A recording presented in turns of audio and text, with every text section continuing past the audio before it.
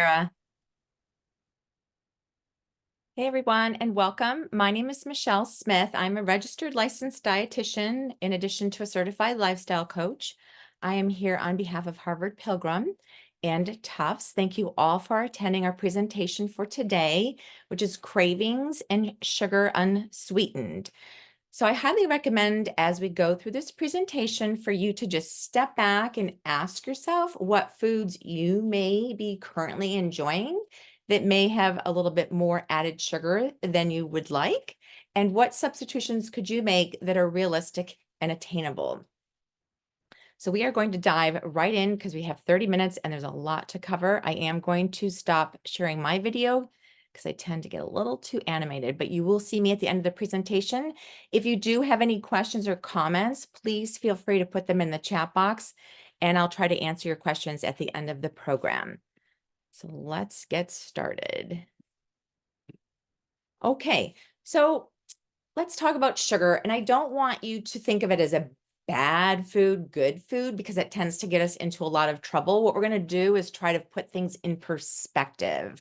All right. So the problem with sugar, and we're talking about too much sugar, and we'll talk about what that equates to in a moment.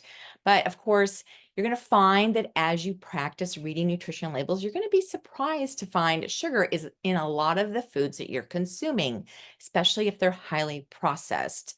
All right. So when we consume a lot of sugar, more than what we need, it can increase our need for more sugar. And I'm going to show you a cool video that shows how sugar can actually reward the pleasure centers of the brain, the dopamine centers, and that can cause a craving. So a lot of people will say, oh, I'm addicted to sugar, I can't stop. Well, we can talk about how to partner it with other foods so that those cravings don't happen, or learn to desensitize those hormones. Too much added sugar can contribute to developing hypertension, heart disease, dental caries, increased caloric intake, and obesity, especially if we're not active. Decreases our satiety. What we mean by that is when we eat it, it creates hunger and we want more food because it's not partnered with other foods that may be high in fiber or fat.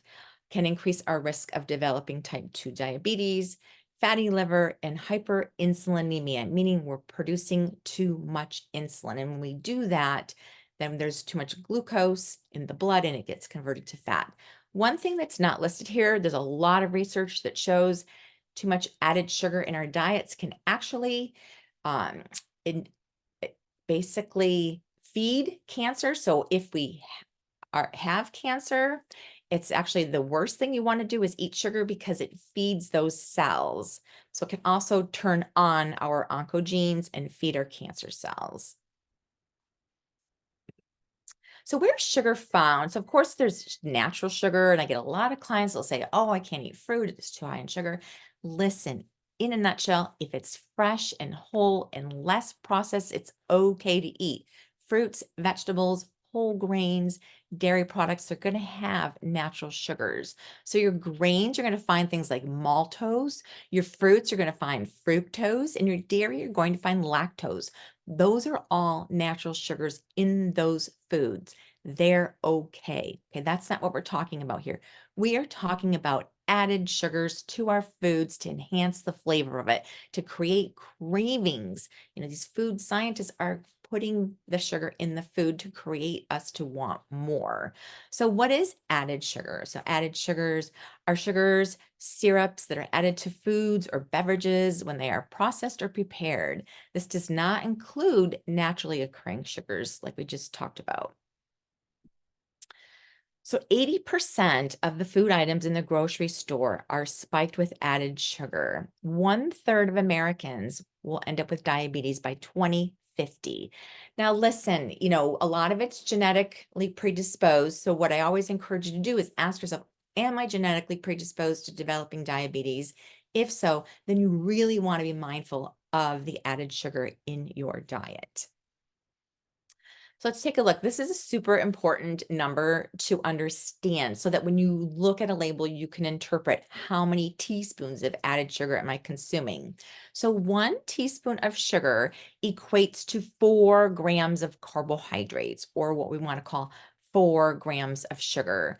So we're going to talk about, what to look for, and it's not that you can't have added sugar. It's just be aware of how much to limit it to. So it's important to understand that 1 teaspoon of sugar is 4 grams of sugar. It says carbohydrates here, but it's pretty much synonymous. So sugar is sugar is sugar. I can't tell you when people say, oh, I'll have honey instead. It's better for you. Listen, the amount of good bacteria or the amount of nutrients, minerals that are in some of these sugars are so insignificant, they don't even really have health benefits. So honey, syrup, agave, any other natural sweeteners like that those are sugar, but natural sweeteners coming from fruit or dried fruits, except be mindful of certain dried fruits, they do add sugar. For example, people will use those craisins. They're loaded with added sugar. So if you're going to use dried fruits, I would suggest you look at the label and make sure there isn't any added sugar in those. But those are great ways to enhance the sweetness of your foods, is using dried fruit rather than honey, syrup, agave, and so forth. So basically sugar, and your body digests it the same way. So here we go. How much is too much? This is always the question people ask. So Americans are consuming anywhere from 22 to 39 teaspoons of sugar a day. It's about 130 pounds of sugar per year. All right. So the American Heart Association, CDC, recommends for women about 6 teaspoons of added sugar a day is acceptable. It's not going to increase your risk of developing any of those comorbidities we talked about earlier. So 6 teaspoons. So remember the slide I showed you earlier, 1 teaspoon of sugar equates to 4 grams. So now when you look at added sugars, your goal would be to not exceed 24 grams of added sugar a day. Okay. And then men, it would be 9 teaspoons. So 9 times 4 is 36. So again, with men, you wouldn't want to consume more than 36 grams of added sugar a day. So what does this look like? 6 to 10 teaspoons, okay? So if you look here on the slide on the left, you have a Starbucks Frappuccino. It shows 10 teaspoons, which equates to about 42, 44 grams of added sugar. So remember, we're saying women stay around 6 and men around 9. So this kind of takes both of them over, especially the men, a little bit. And then the Red Bull, this is a very common drink that we see kids or food service providers consume quite a bit. This has 6.4 teaspoons of added sugar, which is about 27 grams. And a lot of times people aren't just having 1 serving of those a day. So it certainly adds up very quickly. Now, this is a great video that I would like to show you. So bear with me. It just talks about why we crave sugar. Super useful. And if you wanted to refer to this later on after I show you this, it's by Nicole Avena. It's a great video to show if you have family members that you feel like are taking in too much added sugar. This might really help put things in perspective for them. So let's take a peek at this.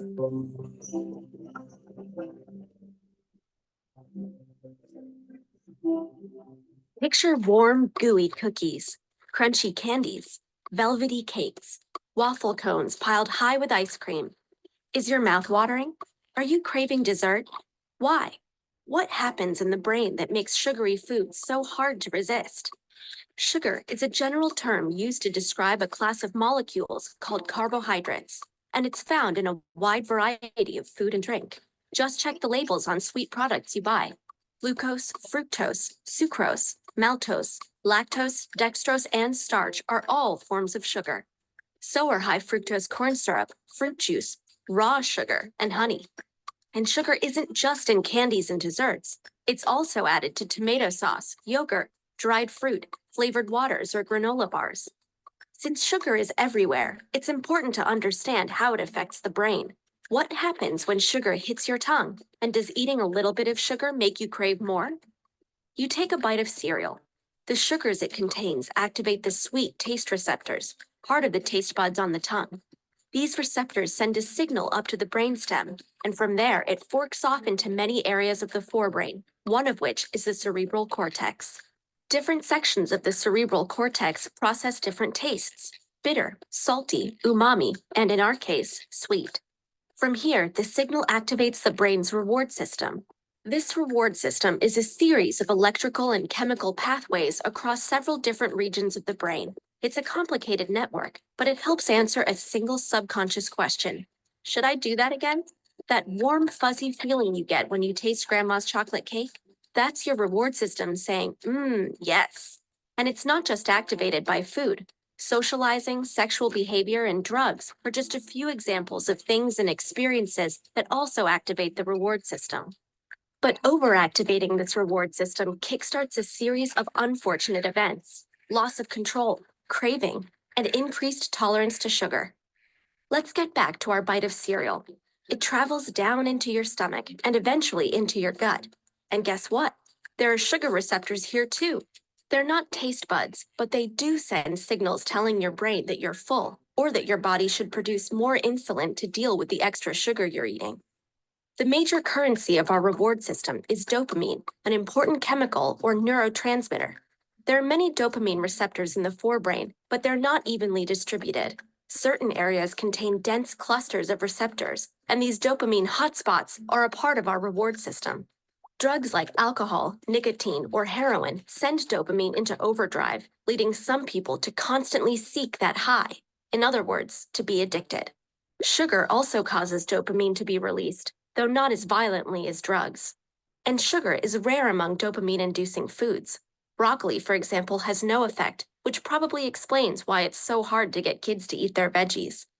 Speaking of healthy foods, let's say you're hungry and decide to eat a balanced meal. You do, and dopamine levels spike in the reward system hotspots.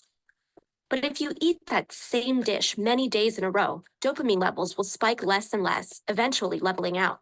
That's because when it comes to food, the brain evolved to pay special attention to new or different tastes. Why? Two reasons. First, to detect food that's gone bad. And second, because the more variety we have in our diet, the more likely we are to get all the nutrients we need. To keep that variety up, we need to be able to recognize a new food, and more importantly, we need to want to keep eating new foods. And that's why the dopamine levels off when a food becomes boring. Now back to that meal. What happens if in place of the healthy, balanced dish, you eat sugar-rich food instead? If you rarely eat sugar, or don't eat much at a time, the effect is similar to that of the balanced meal. But if you eat too much, the dopamine response does not level out. In other words, eating lots of sugar will continue to feel rewarding. In this way, sugar behaves a little bit like a drug. It's one reason people seem to be hooked on sugary foods. So think back to all those different kinds of sugar. Each one is unique, but every time any sugar is consumed, it kickstarts a domino effect in the brain that sparks a rewarding feeling. Too much too often, and things can go into overdrive. So yes, overconsumption of sugar can have addictive effects on the brain. But a wedge of cake once in a while won't hurt you. Okay, so I hope that you found that to be insightful and make a lot of sense. So you can see that the more you incorporate variety and focus on a balanced meal, the more you will desensitize your brain from craving those highly sweetened foods. So I think that's super insightful. Okay. So where does all of this start from? Where do we get all these sugar-laden foods? Of course, grocery store. All right. So where do we make these choices? So the grocery store can be the place of temptation. This is where you can make healthy decisions or where you can fall into temptations. So learning to navigate the aisles can be difficult. And that's what we're going to do right now. So becoming a savvy shopper. So first things first, I'm sure you've always heard this. Don't go to the grocery store hungry because you're going to go in vulnerable. Okay. So you're basically, if you go in on an empty stomach, the result in unnecessary purchasing and can lead to impulse buying. So make sure you also have a game plan, make a grocery list, purchase only what you need on that list. This will prevent you from wandering the aisles and finding temptation. And then again, planning meals out ahead of time is very helpful. Check your cupboards, your fridge, your pantry before leaving the home to help generate that grocery list and to make sure that you have a complete meal that is satisfying and prevents cravings. So being a smart shopper, basically focusing on whole, fresh food. So every grocery store is different depending on the where you live, let's say. So a lot of times, if the environment there is more whole foods, plant-based, then the first area you're going to walk into is the produce section. So if you're not, some places like I'm out in Idaho right now, and I'm finding we're walking right into the breads and the pastry section. So what does that tell you? That's what they tend to purchase most of. So when you go into the store, aim for the whole fresh foods first. Fill your cart up with those. Try to stay in the perimeter of the store. Avoid going down unnecessary aisles. Look high or low. Marketing and food service products, they tend to shelve those products that they want you to purchase the most right there at eye level. So there may be a lot of really good foods to purchase that may be up high or down low. So that's why it says look high, look low, and stick to your grocery list. So mindless shopping happens to us all. We're lured in by marketing and packaging. Often food choices we make are less conscientious than we believe. Container size and shape and eye appeal are they often tend to override hunger cues, satiety cues, and health knowledge. So be aware of this, which can help you make better food choices. So a lot of it's marketing, which will draw you in. So again, don't be fooled by the labeling. That they may say that these cookies are healthy. So for example, or natural, or organic. It doesn't necessarily mean it's good for you. It could still have a lot of unnecessary added sugars. So you can see here, Oreo cookies, I think a serving is probably 2, and it'll provide you with 11 grams of sugar versus Newman's is 10. So there's really not a significant difference between the two. And you can see probably about 2 teaspoons, a little bit more than 2 teaspoons of added sugar in each cookie. So know your sugars by name. This is a list. Feel free to take a snapshot if you'd like to have this list available to you. That's perfectly fine. So on the left, we can see all the added sugars, the highly processed. On the right here is fructose, maltose, and lactose. Those are natural sugars from fruit, starches, or dairy products. So definitely be aware of what these foods mean, and that they mean that it's added sugar. And then know where they hide. This is just a graph that shows you that the majority of added sugar in most of the US population is coming from beverages, sports drinks, energy drinks, soda. For example, 1 bottle of soda has 10 teaspoons of added sugar. So that's 40 grams of sugar. It's a lot. So common foods that are high in sugar, which we heard in the video, are things like cereals and granola and yogurt. So again, make a note. What do I have in my house? I always encourage people, take a look at what's in your house now instead of spending hours in the grocery store. What do you have in your pantry? What do you have in your fridge? How much added sugar is in it? And then make a note to yourself, oh, you know what? My jelly, maybe I need to find something that has less added sugar. Oh, my peanut butter has added sugar. I didn't realize that. Let me see if I can find something that's natural without added sugar. Your ketchup. So breads, I'm surprised at how much added sugar is in some of these breads. So again, take a look at what you currently have, and then see if you can, generate a list of alternatives. So food labeling, so what we're really looking at, if you look at the top of this label, you always want to look at the serving size. So this is a 1/2 cup, okay? Then you want to scroll down below carbohydrates. So total carbohydrates is the fiber, other carbs, and sugars all added together to give you the total carbohydrate number. So what we're looking at is added sugars, and the new labels now say added. So I apologize. This appears to be an older label. It doesn't say that, but see where it says sugars 3 grams? That's what you want to look at. And like we said, we're trying to aim for less than 6 grams for women, and less than 10 grams for men, 9 grams for men. So this is 3 grams. So this is almost a teaspoon for a 1/2 cup. So a few rules, 2 rules. So choose food products that have no more than 7 to 10 grams of sugar per serving. That's just a good guideline. So when you look at certain foods, and if you find that there's 15 grams or 12 grams, that's where you'd want to say, oh, let me find an alternative. So remember again, foods in their natural form or as closely as they came from the earth are best. So that's your fruits, your vegetables, whole grains. Look for added sugar in the ingredients. If sugar is in the first 5 ingredients, better off not buying it. You're going to find that it's a lot of added sugar. So let's compare products. So here we have honey toasted oats. It's 3/4 of a cup versus apple cinnamon Cheerios. Oops.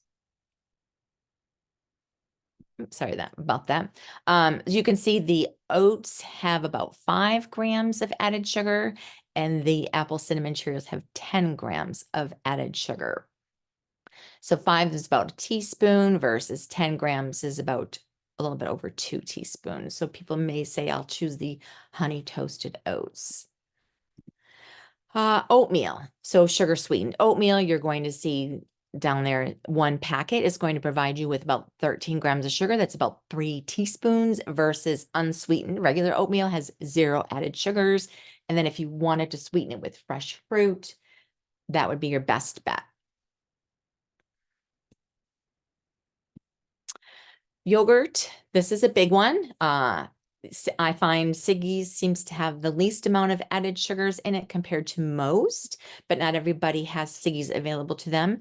The other option would be to choose a Chobani or anything that you'd prefer, any brand that you would prefer that's plain, and then add your own fruit to enhance the flavor.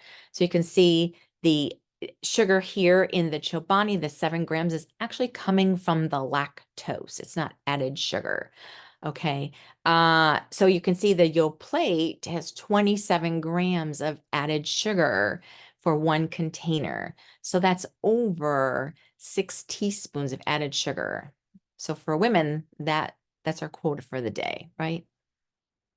All right, so let's take a look at breakfast and lunch and dinner and how we fit this all in and try to reduce the sugar intake. Remember the video, think about balanced meals. Okay, so for example, things like plain oatmeal. So when we have a meal that's whole grains with protein and fat, fiber, that's going to satisfy us and make us feel full. So for example, oatmeal with milk and fresh fruit will be a lot more sustainable than if we had the sugar sweetened oatmeal because we have our fiber, our protein, and our fat. Berries and plain yogurt, whole wheat toast with peanut butter and using fresh fruit instead of jam or jelly. You can see you can have a protein of eggs and cheese with vegetables or finding cereals that are less than 10 grams. So the things to, I don't want to say avoid, because remember when we don't allow ourselves to have these novel foods or we call them bad, it tends to create more of a desire to want them. So be careful about what you say to yourself. So again, remember once in a while, or if you pair it with a protein and a fat or fiber, it tends to prevent the sugar from spiking and crashing and you getting hungry. So these are the things to just be mindful of. Don't eat them alone. Partner them with protein or fiber.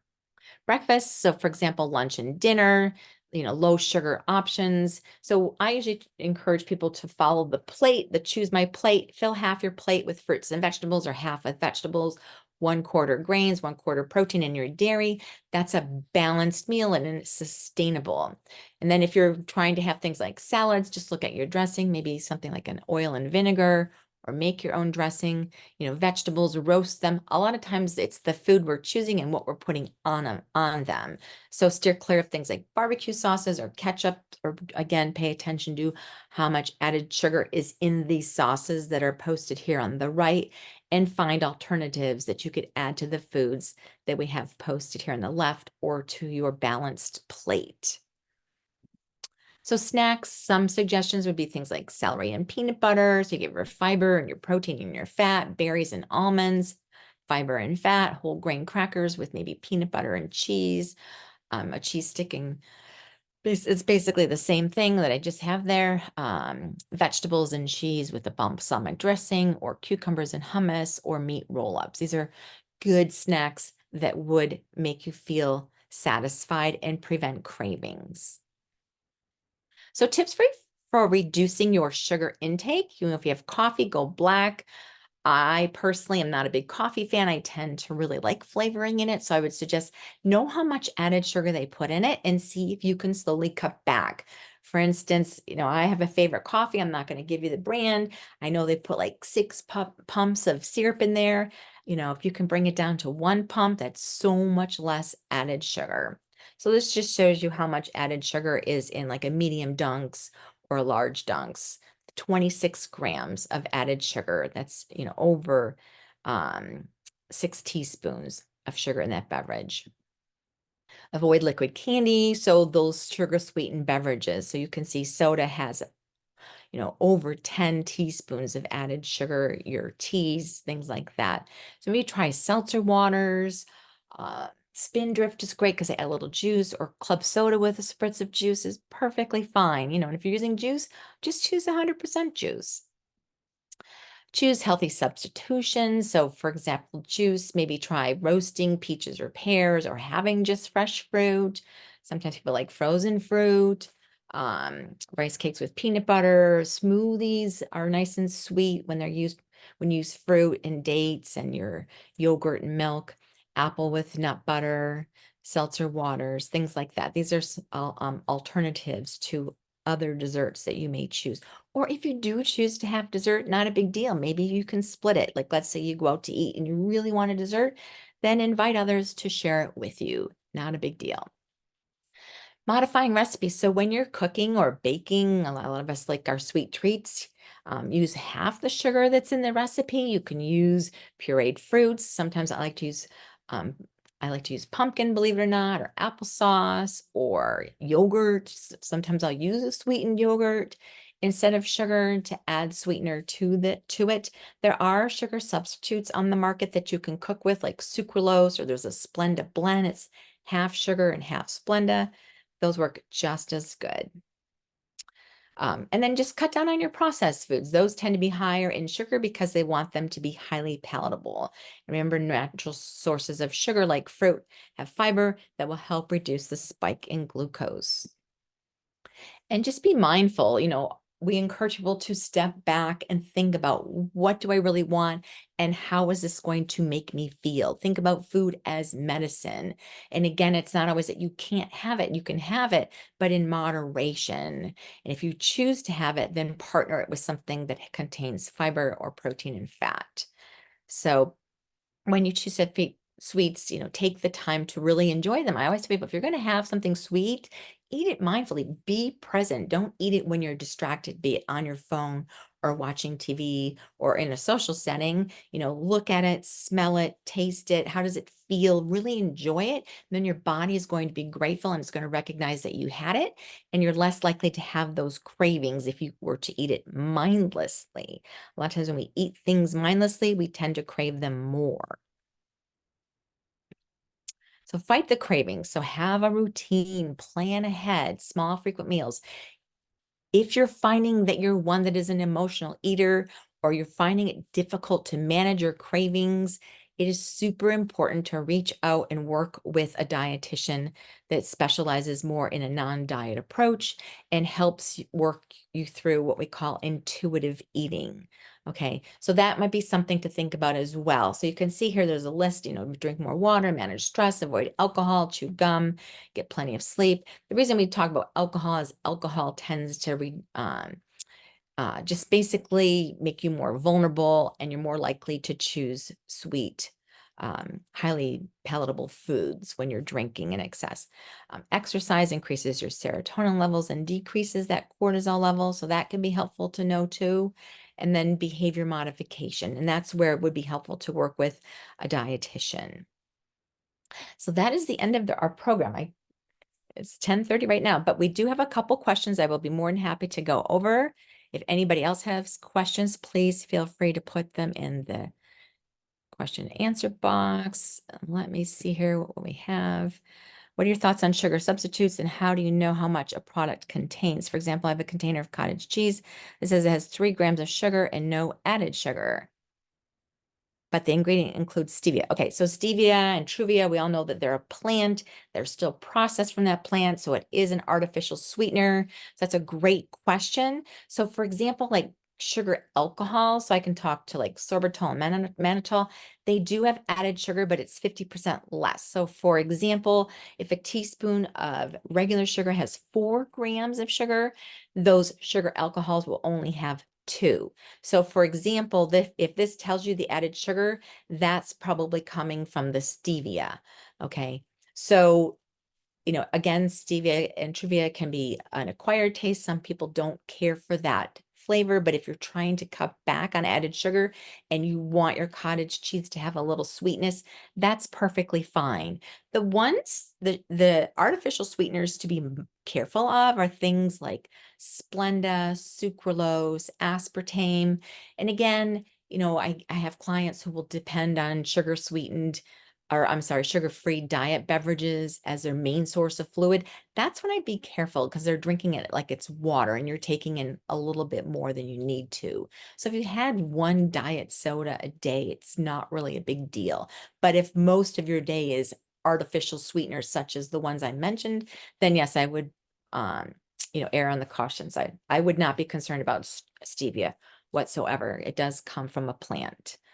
Great question. Are diet sodas a good substitute for regular soda? So it just depends. That's a great question. There's a lot of research right now that says diet soda can actually affect the gut microbiome, and it can actually trick the brain into thinking that you just had something. So we have these hormones, one's in the gut, ghrelin, it tells us when we're hungry, and then the one in the brain, leptin, and tells us when we're full. So if we drink a diet soda, some people are sensitive to this, some are not. But when some people drink it, they find that it actually triggers them to want something to eat because the body thinks that you just ate something, but it's not full. It didn't trigger the leptin, which tells us when we're satisfied. So again, if let's say you had type 2 diabetes or type 1 diabetes, and occasionally you wanted a soda and you wanted one diet soda a day, I wouldn't sweat it, but I certainly would not depend on diet soda as your main source of free water. Great questions. Great questions. All right. And if there aren't any more questions, I just want to say thank you all so much for attending. And I hope that you found this to be inspiring. And I hope that you'll take a look at some of your labels and find some great alternatives that are just as palatable. Thanks, everyone. Enjoy the rest of your day.